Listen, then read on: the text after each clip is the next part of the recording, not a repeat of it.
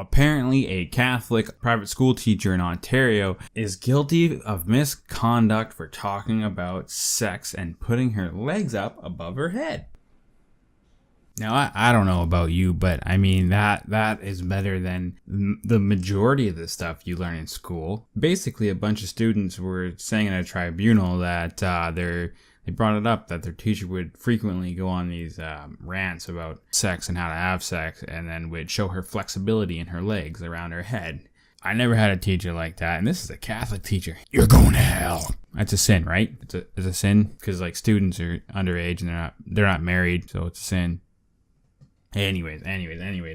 So apparently this teacher would go about telling her sex life to her students, giving advice about what they should do on their own time when they're indulging in this. But I mean, you gotta hand it to the old broad. Parents are, it's 2017 and parents are starting to lose their ways when it comes to the birds and bees talk. It's not the birds and bees anymore. Everybody has given their kid one of these, and it's the Bruno and Alexis talk now.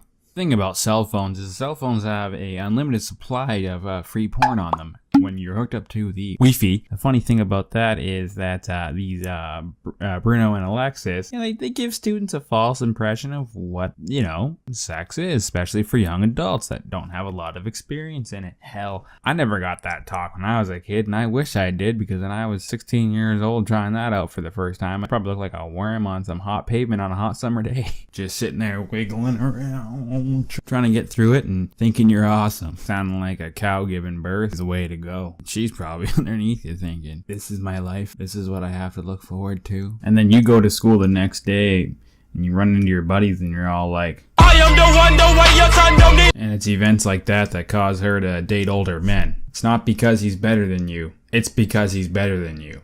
All teachers teach different, but this teacher in particular told some students once, she said she wanted to give them advice and told them if a slutty girl or horny girl wants to have sex with you, you should fuck her well and leave her in a wheelchair for 2 days. Not 3, but 2. And then the teacher told the class that when she was young and she was in high school, that a boy touched her buttocks, turned around and stabbed him with a pencil in the arm. This woman is so thirsty, she'll stab you for it.